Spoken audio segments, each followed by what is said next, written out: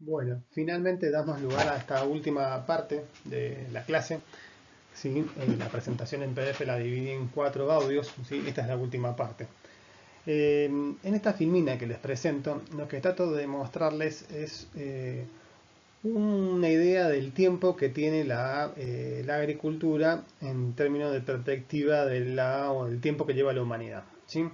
Entonces el ejemplo es que si redujéramos la historia de la humanidad a un año de existencia, la agricultura surgió a las 4 a.m. ¿sí? Del 30 de diciembre y la agricultura convencional, tal como nosotros la conocemos, ¿sí? Pongo como agroquímicos, semilla mejorada, como dos aspectos sobresalientes, empezó hace 15 minutos antes del año nuevo. ¿Sí? Es decir, esta forma de agricultura que nosotros estamos acostumbrados a pensar lleva muy poco tiempo en términos de la humanidad. ¿Sí? Ahora bien, y es una pregunta, ¿no? Fíjense que a lo largo de los 3 videos anteriores y de las presentaciones que les he venido mostrando, hemos hablado directamente de agricultura sustentable. ¿Sí? Entonces vimos cuáles eran las dimensiones que tenías, cómo se relacionaban unas dimensiones con otras, vimos las miradas o enfoques que tiene la agricultura sustentable en términos de alcanzarla, pero ¿por qué tiene el epíteto sustentable? ¿Sí? Nunca fue sustentable, ¿desde cuándo dejó de ser sustentable? ¿Por qué hablamos de una agricultura convencional? ¿Sí? Entonces la idea de ahora es indagar un poco acerca del origen de esto de agricultura sustentable. ¿Sí? Y para empezar a hablar del origen, y bueno, tenemos que empezar a hablar por oposición de la idea de la agricultura convencional, ¿sí? Y sobre todo de la idea de la revolución verde, ¿sí? Fijémonos que acá yo le cito a un autor, ¿sí? Que es Malthus, ¿sí? Donde Malthus, un economista, ¿sí? Construyó una teoría catastrófica. Entonces, ¿qué es lo que decía Malthus? Muy perspicaz para la época, ¿no? Decía que mientras la población aumenta en forma exponencial, la producción de alimentos se efectúa, o el crecimiento es en forma aritmética. Entonces, al cruzar estas dos curvas, como se muestra ahí en la figura, observamos que la población se iba a morir de hambre, ¿sí? Iba a haber una gran hambruna, ¿sí? Entonces, de ese modo, sirvió de sustento para desarrollar muchísimos aspectos que estén relacionados con la alimentación, tanto en la parte industrial como en la parte de agrícola. ¿Sí? Pensemos que nos estamos ubicando en 1834, ¿sí? Su teoría sobre todo tuvo auge a fines de 1800 y principios de 1900, es decir, junto con la revolución industrial y luego con la revolución verde. También, como les mencionamos oportunamente cuando tuvimos el encuentro virtual, también podemos charlar de Vavilov, ¿sí? En el sentido de que este fue un botánico que contribuyó muchísimo, ¿sí? En la obtención y en la conservación de materiales genéticos muy valiosos, muy valiosos para la agricultura, y que tan valioso fue que durante la Segunda Guerra Mundial se produjeron grandes robos. ¿Sí? Los nazis entendían rápidamente cuál era la importancia de esos materiales genéticos, y fueron, sobre todo cuando entraron en Rusia, fueron pocas de las cosas que no destruyeron durante la guerra. ¿Sí? Algo de esto se les comentó en fisiología vegetal cuando hablaban de la reproducción en semillas. Entonces, en definitiva, qué es lo que se logró, ¿sí? Con estas variedades de alto rendimiento? O sea, estas variedades de alto rendimiento o de rendimientos crecientes se deben fundamentalmente a que, por una parte, son eficaces en la utilización de los insumos, ¿sí? Pero también que demandan grandes cantidades de fertilizantes y otros insumos complementarios como para poder responder. A ver, estas variedades de alto rendimiento que se fueron construyendo, y digo construyendo porque en definitiva son creaciones humanas, no son productos de la selección natural, son variedades que van a responder siempre y cuando nosotros le demos lo que ellos necesitan. Mientras le demos aquellos insumos, tanto fertilizantes, agua, una buena organización y estructura de plantación, estos híbridos o estas variedades de altos rendimientos se van a expresar. Cuando nosotros no le demos estas características, no va a poder expresarse. Entonces, además de las semillas de alto valor, de alto rendimiento, perdón, vino acoplado a un paquete tecnológico, ¿sí? A estructuras para poder regar, a plaguicidas, a fungicidas, a maquinarias, todo conducente a que esta semilla, que es de alto rendimiento, pueda expresarse y valga la pena efectivamente el pago que uno hacía por esa semilla, ¿sí? Fijémonos que también está cambiando la forma en que los agricultores se abastecen de las semillas. Pasaron de guardar sus semillas años a años a salir a comprar semillas, ¿sí?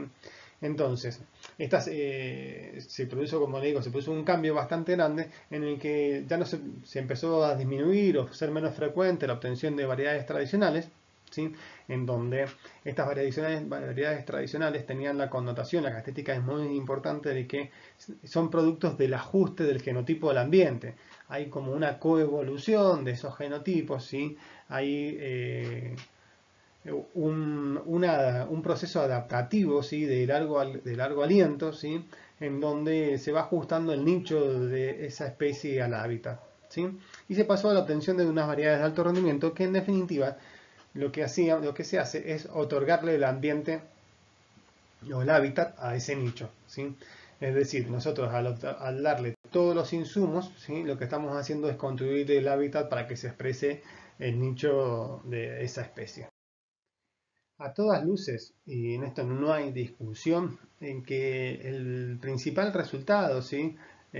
Obtenido y que también ha sido así porque tuvo todo pensado para esto, es que se produjo un aumento considerable en los rendimientos y por lo tanto de la disponibilidad de alimento a nivel mundial, ¿sí?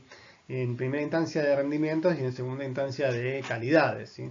En esto los beneficios de la revolución verde no son discutibles, ¿sí? Lo que sí son discutibles y que matizan estos éxitos son las consecuencias. Y como consecuencias podemos mencionar un conjunto bastante extenso, ¿sí?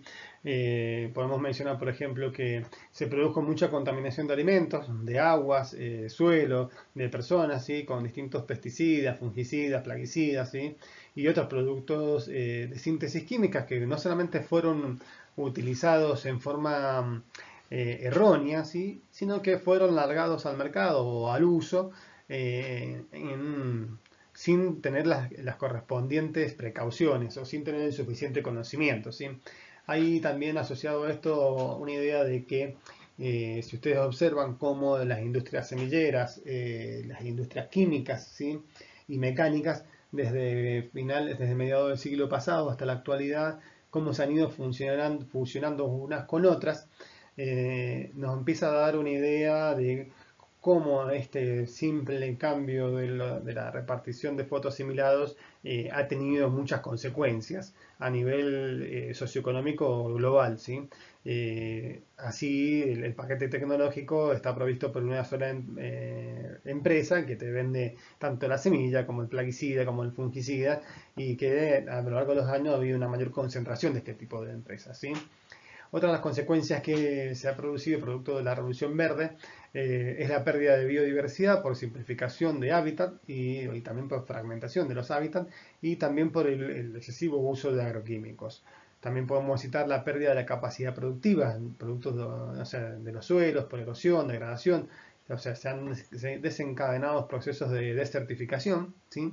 Se han detectado muchísimos desarrollos de resistencias a plaguicidas y herbicidas. En el caso de Argentina, tanto el sorgo de Alepo como en el caso de Mendoza la rama negra con Isa especiosa son ejemplos bastante paradigmáticos de la resistencia a herbicidas, ¿sí? Mucha pérdida de la variabilidad genética, ¿sí? Entonces, cuando uno se pone a ver la cantidad de variedades que están asociadas a los 30 principales cultivos a nivel global, a lo largo desde que está la Revolución Verde se ha estrechado muchísimo, ¿sí? Y ya todas esas variedades locales, tradicionales, están en lugares recónditos y que muchas investigaciones de etnobotánicas, agrónomos y bancos de germoplasma se han visto en la urgencia de también que salir a rescatar porque se estrechó mucho el, la amplitud que teníamos de variabilidad genética, ¿sí? Y sin lugar a dudas también se ha contribuido mucho al calentamiento global, ya que esta forma de agricultura permitió avanzar mucho más en las superficies para cultivar, y con ellos deforestaciones y cambios de uso del suelo, que son las principales causas del calentamiento global.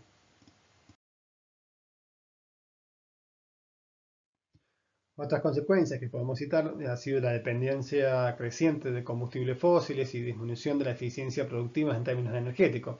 Mucho de esto nosotros ya lo hemos charlado acerca de cómo los agroecosistemas, a medida que se han ido simplificando, son más dependientes de insumos y por lo tanto se requiere invertir más materia, más energía para producir igual cantidad de alimentos, ¿sí? Otros aspectos interesantes es que ha habido una desigual apropiación de los beneficios de la Revolución Verde. No todos los agricultores pudieron acceder a este aspecto, ¿sí? Ha habido una desigual, una dependencia tecnológica respecto a esto. Aquellos que quisieron hacer un determinado cultivo tuvieron que acceder a este tipo de tecnología, si no se tenía la concepción de quedar afuera, ¿no? Ha habido concentración de tierra en pocas manos por el acceso diferencial a los factores de producción. Un poco esto lo charlamos cuando hablamos de tecnosistema. No se ha solucionado el problema en definitiva de la seguridad alimentaria. Abunda alimento, pero lo que hay es una mala distribución, ¿sí?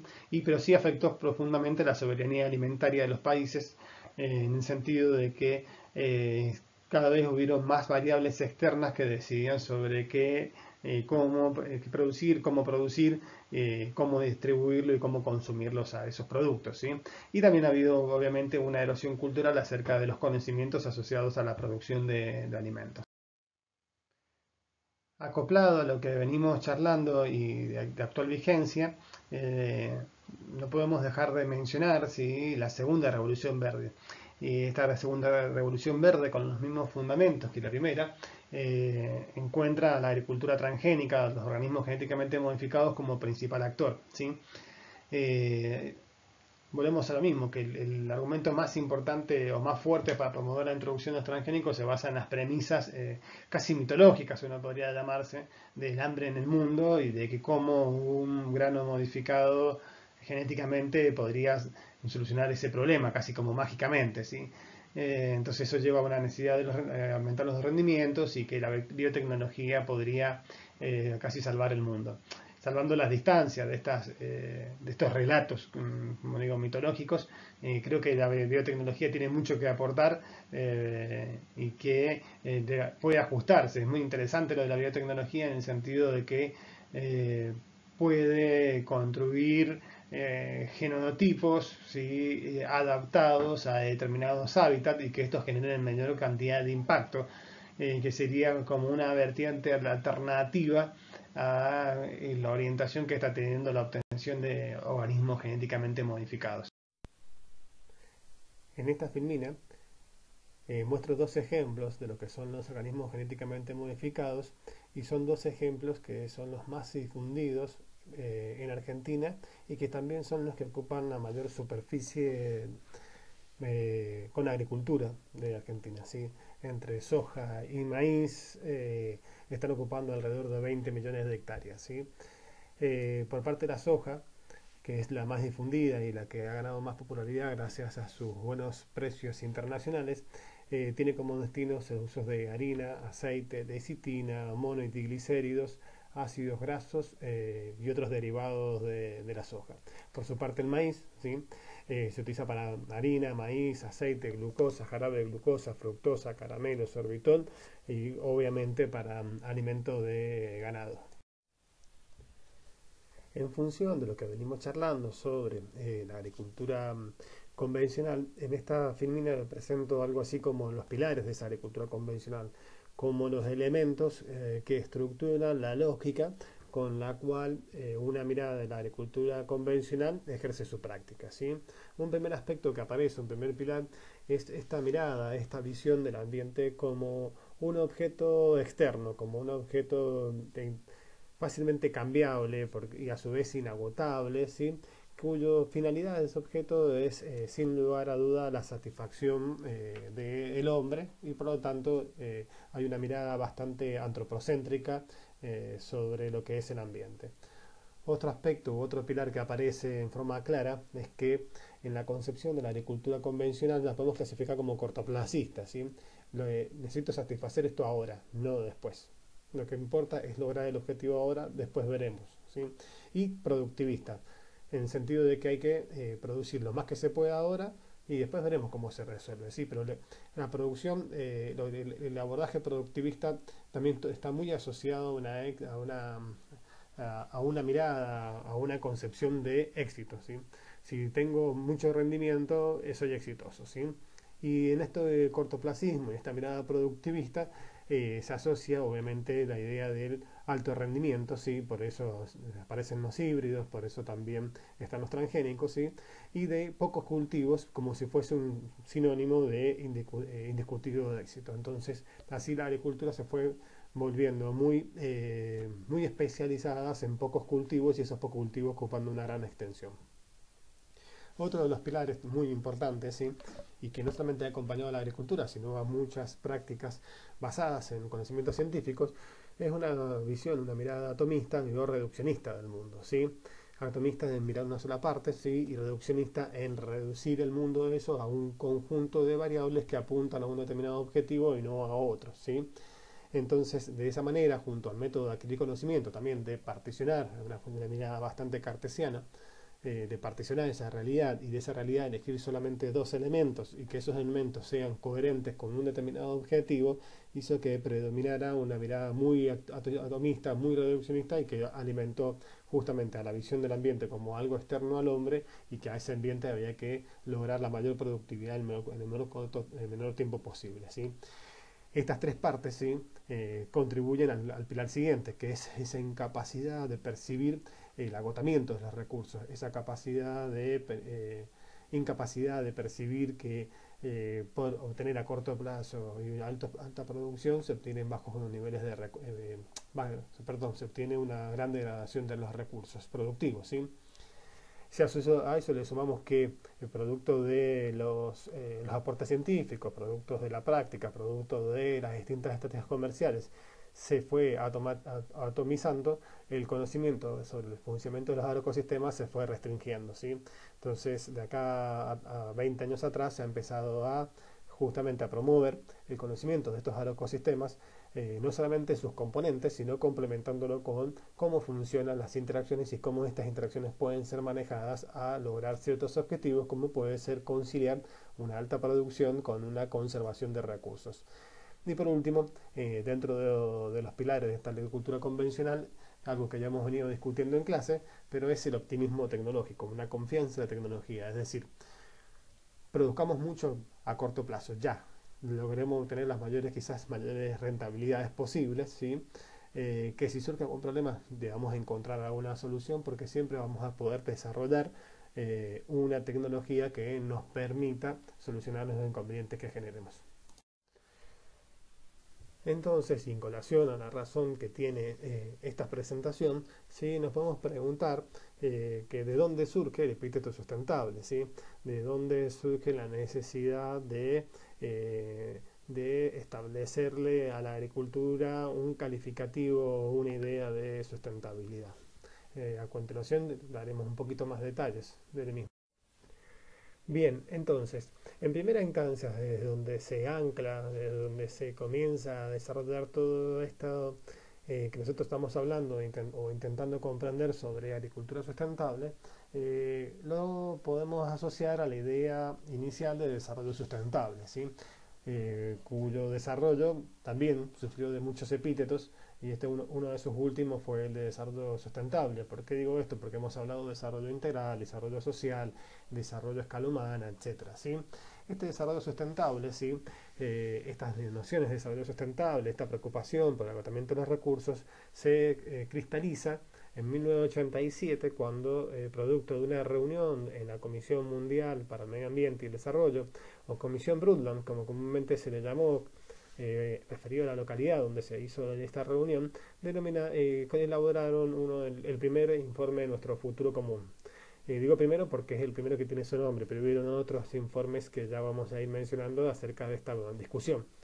En este informe lo que se dijo fue algo así, esta frase que lo voy a decir ahora, que es como una gran narrativa, un gran enunciado que permitió en primera instancia movilizar un conjunto de acciones, prácticas, gente, instituciones en pos de alcanzar estos objetivos.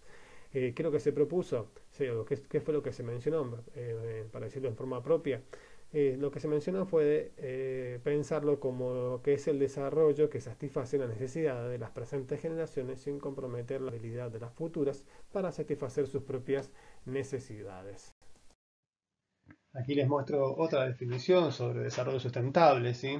O sobre sustentabilidad, propuesta por Martínez Alier, un autor español que les sugiero que lean. Tiene muchos libros interesantes sobre las temáticas ambientales, en donde postula que la agricultura sustentable es aquella que equilibra equitativamente los intereses relacionados con la calidad ambiental, la viabilidad económica y la justicia social entre todos los sectores de la sociedad. Bien, en esta filmina y en la siguiente les rescato algunas de las publicaciones que fueron dando sustrato a las expresiones de desarrollo sustentable que se pusieron materialmente en ese informe de Brundtland, ¿sí? Fíjense que ya en 1948, ¿sí? Eh, se creó la Unión Internacional de la Conservación de la Naturaleza. En el 70, 60, 70 aparecieron libros donde llamaban la atención sobre distintos aspectos que hacían al ambiente, ¿sí? Tanto como la primavera silenciosa, que ponía énfasis en las consecuencias de los plaguicidas, los herbicidas, ¿sí? Y también uno de Ehrlich, la bomba de población. Bueno, son bibliografía que da pie al desarrollo del ambiente, de los estudios ambientales, al ambientalismo, al ecologismo también, ¿sí? En 1971 aparece el primer informe Milos o Límites al Crecimiento del Club de Roma, en donde pone énfasis sobre los límites que tiene el crecimiento, ¿sí? El crecimiento económico está haciendo referencia. En ese sentido se produce la conferencia en las Naciones Unidas por el Medio Ambiente en Estocolmo, y en 1980 empiezan a aparecer también otros artículos de interés como el de Odum, Ambiente, Poder y Sociedad, o el de Schumacher, que se denomina lo pequeño es hermoso, como una propuesta más bien filosófica de ir en contra del sentido de la masificación en las relaciones, en las producciones, etcétera, ¿sí? Si continuamos observando la presentación, vemos que bueno, en el 87 está este informe de Nuestro Futuro Común, que es el que me lo mencionaba, y es donde emerge ese gran metarrelato del desarrollo sustentable. Y luego van apareciendo distintas publicaciones que van complementando. Llegamos, bueno, por ejemplo, hasta el 98 con la Conferencia de las Naciones Unidas sobre el Cambio Climático, etcétera, ¿sí? A lo largo de todas estas publicaciones y otras que no están citadas, se va construyendo y se van confluyendo las ideas en torno a criticar el crecimiento desmedido y en alertar de que los recursos naturales son un capital que se debe considerar. En este sentido, cuando uno piensa sobre el origen de la sustentabilidad, se fueron confluyendo distintos procesos, distintas tensiones, distintos conflictos a lo largo de varios años en donde distintos actores fueron confrontando ideas, ¿sí?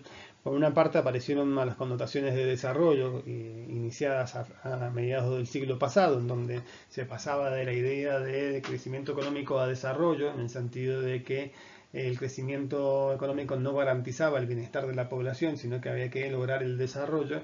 Y luego fueron apareciendo críticas a estas connotaciones del desarrollo en el sentido de que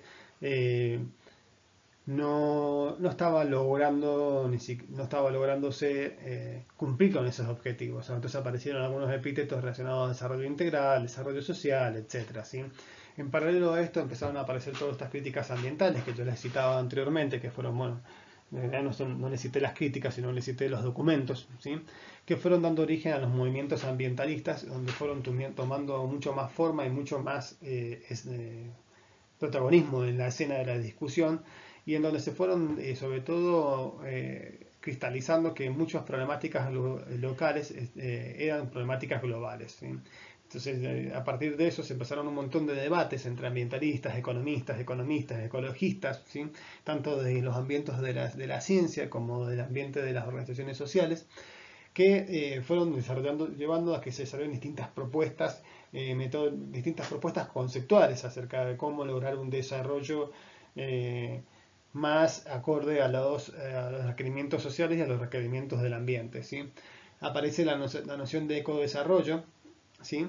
En el sentido de considerar al ambiente, una propuesta muy interesante de Sachs, pero que para la época en que se construyó y se creó era como bastante revolucionaria a lo que se estaba debatiendo, y se llega a la noción de desarrollo sustentable, ¿sí? En donde se permite conciliar tanto lo sostenible como lo sustentable, en el sentido de que para los economistas habría que mantener un ingreso sostenido en el tiempo, un crecimiento sostenido en el tiempo, y para los ambientalistas, para los ecologistas, lo que había que tratar de hacer era pensar la sustentabilidad de los recursos, ¿sí?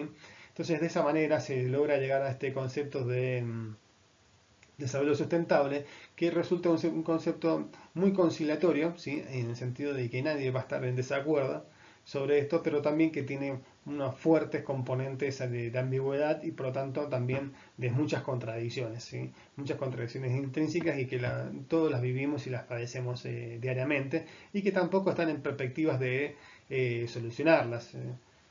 Porque en definitiva son procesos y son conceptos que van tomando forma, que emergen dentro de la escena política, social, producto de reflejar tanto de discusiones como de ciertos sectores, ponerlo en escena y discutirlo. Entonces, como les decía, en esto de que el concepto es conciliatorio y que tiene múltiples apropiaciones y también por lo tanto es contradictorio, muchos autores se han volcado a tratar de ordenar un poco todas estas concepciones. Visualiza que hasta 12 propuestas teóricas diferentes que van desde un equilibrio neoclásico en un extremo hasta un utopismo ético en otro, ¿sí? Y nos parece interesante mostrarles esta clasificación que construyen Foladori y Tomasino, dos autores uruguayos, ¿sí? En donde dice, bueno, a medida que hay como, lo organiza como en 4 puntos, y dice, por un lado están los de la sustentabilidad ecológica o conservación, ¿sí? Donde predominan los criterios ecológicos, y a medida que van insertándose otros criterios como los socioeconómicos, van dando lugar a la sustentabilidad socioambiental o puente, a los criterios o críticos de crecimiento y conservación, y llegamos a un punto en donde hay algunos que son tan críticos con la sustentabilidad que hablan directamente de una insustentabilidad. Veamos brevemente de qué se trata cada una de estas. Así, para los teóricos que los podemos encuadrar dentro de la sustentabilidad ecológica que llamamos, ¿sí? Esta clasificación, esta tipología, ¿no? Dice que el problema de la sustentabilidad es netamente ambiental o ecológico, ¿sí? Así, una agricultura productiva y lucrativa no puede existir si no conserva sus bases de recursos, suelos, aire, aguas, o sea, pondera principalmente el componente de recursos naturales, ¿sí? Revierte todo lo que charlábamos al principio de la clase, de que hay una subordinación de lo económico sobre lo ecológico, ¿sí? Uno de los autores, que Lewandowski, establece, dice, una vez que se logre la sustentabilidad de la agricultura desde una visión ecológica, los aspectos económicos y sociales pueden ser elaborados e integrados, ¿sí? Por su parte, Vandana Shiva dice, la vida humana es solo una parte del sistema total de la vida, ¿sí? Hay una mirada inversa de lo que comúnmente nosotros tenemos establecido respecto a las formas de organización social y a las formas de producción. El otro tipo o grupo que conforman estos autores se llama sustentabilidad socioambiental o puente, le llama, ¿sí? ¿Qué es lo que establecen? Dicen que más allá de la problemática ambiental o ecológica, el concepto debe estar necesariamente vinculado a una problemática socioeconómica, ¿sí? ¿Quiénes son los que levantan estas voces? Está principalmente promocionado por las visiones que tienen los organismos internacionales, como el FAO, BID, la ONU, el ICA. ¿Qué pasa? Quienes entienden estos organismos en su momento, ya de a poco va cambiando, ¿no? Entienden que es la pobreza la que genera problemas ambientales y es simultáneamente resultado del deterioro ambiental. Es decir, es lo que han elaborado la teoría de los círculos viciosos, ¿sí? En el sentido de que, producto de la pobreza, las personas se ven arrastradas a sobreexplotar los recursos y que esta sobreexplotación de los recursos genera un deterioro ambiental y que como consecuencia lleva más pobreza y esto es lo que se denomina eh, círculos viciosos, ¿sí? Entonces, ¿qué es lo que dicen esto? Bueno, en realidad nosotros lo que tenemos que atender es la pobreza y no el ambiente. Entonces cambian el foco a lo que están queriendo observar, o sea, en primera instancia atendamos la pobreza y luego al ambiente, ¿sí? Se complementa con ideas de la economía ambiental, ¿sí? De valorar, de ponerle valor a los problemas ambientales, a las externalidades, como ya habíamos hablado, y establece en definitiva que el libre mercado va a ir solucionando a poco la distribución de los alimentos. El tercer tipo de autores, relatos que conjugan estos autores para conformar la tipología, los llaman críticos, ¿sí? Y hablo porque hablan de crecimiento más conservación, ¿sí? ¿Qué es lo que están postulando estos autores? Dicen que la sustentabilidad no será alcanzada solamente a través del crecimiento económico, sino que podrá alcanzarse si se establecen criterios de distribución y políticas diferentes entre los sectores sociales y entre países ricos y pobres, ¿sí? Es decir, están llamando a que debe haber regulación, de que debe haber intervención sobre las prácticas que van llevando adelante cada uno de los actores, ¿sí? Plantea que el sistema capitalista debe ser corregido a los efectos de resolver las inequidades sociales y los problemas ambientales que provocan.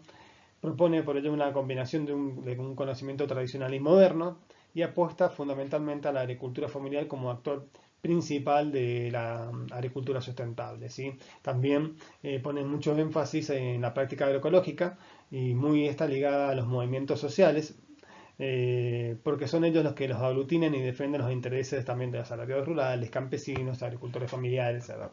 ¿Se acuerdan que nosotros habíamos charlado un poco también sobre tratar de pensar cuáles serían los actores sociales que estarían llevando adelante una mayor contribución en términos relativos, ¿no? A la sustentabilidad?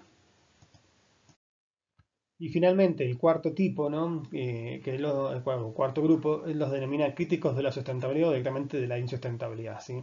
Estos autores ¿qué hacen? Integran criterios sociales, económicos, ecológicos, tanto en los análisis como en las conclusiones que vierten y entienden que no existe una sustentabilidad en las economías de libre mercado. Directamente dicen, bueno, no, dejemos de hablar, esto es una falacia, ¿sí? Acá no existe, ¿sí? Entonces sostienen que tal vez se pueda alcanzar una sustentabilidad ambiental a algunos de los actores eh, a, que, a la que algunos actores designan como capitalismo verde, pero no existen condiciones dentro del sistema capitalista para alcanzar la sustentabilidad socioambiental plena, ¿sí? Es decir, son sumamente críticos y dicen esto, como van las cosas, no funciona, ¿sí? Entonces creo que proponen una identificación clara del sujeto social, analizar su ubicación y contexto y analizar los procesos de diferenciación, descomposición y estrategias de mantenimiento que están llevando cada uno de estos actores para ver cómo son sus desempeños en términos de sostenibilidad. Bien, y ya nos vamos acercando a la parte final de toda la presentación de agricultura sustentable, ¿sí? ¿Qué es lo que podemos empezar a decir? Que al igual que lo que ocurre en otros campos de la actividad humana, el desarrollo de la agricultura no es un resultado exclusivo de la evolución del conocimiento disponible socialmente, sino también es resultado de la permanente acción de las fuerzas políticas, económicas y sociales que están en continua interacción, tensión y disputa, tratando de mejorar o al menos de mantener la mejor posición posible en el campo donde desarrollan sus actividades económicas, ¿sí? Por lo tanto, el modo en que se resuelven estas tensiones entre los actores claves que interactúan en cada momento de la historia determina en gran medida el rumbo que toma la actividad agropecuaria, ¿sí? Entonces, acá estoy diciendo algunas cosas que me parecen relevantes, ¿sí? Por un lado es, si bien uno va relatando la historia de la agricultura casi como una cuestión lineal, eh, los procesos históricos tienen vaivenes, ¿sí? De idas y vueltas, tienen oscilaciones y tienen en el medio un montón de caprichos propios, yo le llamo caprichos, ¿no? Propios de que por más que un conjunto social, por más que el conocimiento indique y oriente hacia un lado porque entiende que las consecuencias pueden ser totalmente negativas, los principales procesos van hacia otro lugar, ¿sí? Por lo tanto, el pensar a la agricultura, al momento de pensar la agricultura y cómo se va desarrollando y cómo les he tratado de ir contando a lo largo de esta clase, hay que pensarla no solamente en términos de evolución del conocimiento, sino también en las tensiones y en cómo se resuelven esas tensiones entre las fuerzas políticas, las económicas y las sociales, ¿sí? Entonces, producto de ese análisis uno puede ir comprendiendo las características que tiene la agricultura en ese momento, ¿sí? Otro aspecto importante que me parece bueno rescatar, ¿sí? Es esta noción sobre sustentabilidad, ¿sí? En que las diferencias, discrepancias existentes entre las propuestas conceptuales de sustentabilidad eh, han sido tan desgastadas por momentos que han llevado a plantear que este sobreuso ha generado una sensación de que el concepto ha perdido fuerza teórica y que por lo tanto en la actualidad es de una utilidad solamente limitada, ¿sí? También hay que mencionar que eh, hay una intencionalidad, también puede haber una intencionalidad fuerte en que este concepto permanezca sobre todo impreciso, ya que resulta más fácil adecuarlo a sus intereses. Entonces, así es sustentable tanto las acciones de Greenpeace como las de Monsanto, ¿sí? Bien, y también como palabras finales, me parece interesante dejarles la noción clara de que la sustentabilidad, el desarrollo sustentable, la agricultura sustentable, constituye un proceso, ¿sí? Y es un proceso que está en permanente construcción, o sea, que no está acabado, que también se deconstruye, ¿sí? Se van reviendo los avances que se van, o de las conceptualizaciones que se van haciendo, y se va reconstruyendo, ¿sí? Por lo tanto, estamos hablando de que un concepto no es estático, sino que es más bien dinámico, y que más que es la sustentabilidad como punto de llegada, es decir, esto es sustentable o no es sustentable, hay que pensar en que pueden haber más de una situación ideal, es decir, pueden haber más de un punto o múltiples situaciones que puedan haberse cercanas a la idea de la sustentabilidad y que estas múltiples situaciones responden de mejor modo a una diversidad de realidades que son las que nosotros nos encontramos inmersos en nuestra cotidianidad, ¿sí? Y también decirles que en esto que hablamos de la sustentabilidad situada, de que estas condiciones son definidas permanentemente por los cambios en los contextos socioeconómicos, ¿sí?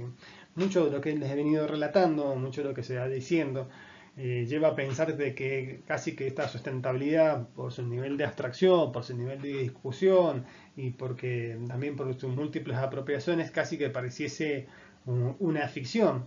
Y si fuese así, casi que cerraríamos la discusión y no tendría sentido charlar sobre los beneficios que tendría llevar adelante una agricultura que tenga más consideraciones en los distintos aspectos que la integran. Por ello, se invita más a pensar en que hay múltiples prácticas, ¿sí? Que pueden ir aportando a la contribución, que pueden contribuir a la sostenibilidad de un agroecosistema, ¿sí? Entonces, uno más que llegar a una afirmación sobre si es sustentable o no sustentable, uno puede pensar, bueno, este agroecosistema, en estas prácticas, eh, contribuye más a la sostenibilidad, pero en aquellas prácticas no. En su conjunto se encuentra dentro de un proceso de una sustentabilidad con una trayectoria quizás ascendente, ¿sí? Entonces esas son palabras un poco más cautelosas al momento de expresarse en términos de sostenibilidad y también mucho más criteriosas a mi entender, y que también los invito a ustedes sobre todo a esto, a que reúnan criterios. Los propósitos de esta clase y de todas las que vienen no es enseñarles una receta o esto está bien o esto está mal, sino darles conjuntos de consideraciones para que ustedes apliquen criterios y puedan resolver diversas situaciones. Finalmente, y como antesala a lo que vamos a seguir viendo dentro de la asignatura Ecología, nos parecía importante dejarles este gráfico, ¿sí? En decirle que la idea de agricultura sustentable es la que engloba al resto de las formas de agricultura, ¿sí? Y que a medida que se van integrando a los criterios económicos, los criterios ecológicos, sociales y culturales, nos vamos acercando hacia formas más sustentables, a que perduren a través del tiempo, ¿sí? Entonces, de este modo, una agricultura convencional va a estar más ubicada dentro de lo que es una agricultura industrial, en el sentido que se parece más a una fábrica, más que a un proceso de administración de interacciones biológicas, ¿no? Y que a medida que se van integrando estos criterios económicos, ecológicos, sociales, van apareciendo las buenas prácticas agrícolas, la producción integrada y lo que es la producción agroecológica, en donde nosotros postulamos que producto de considerar este tipo de producción, los pilares fundamentales de la producción agroecológica, podemos incluir a la producción orgánica, la producción natural, la biodinámica y la permacultura. Bueno, espero que esto les haya resultado de interés. sin lugar a duda hay muchísimos temas que discutir, quedan muchas preguntas abiertas, quedan muchas afirmaciones que pueden ser discutidas y que hubiese sido muy interesante poder compartirlas con ustedes y no yo solo frente a este monitor. Les agradezco y espero que tengan una muy buena semana.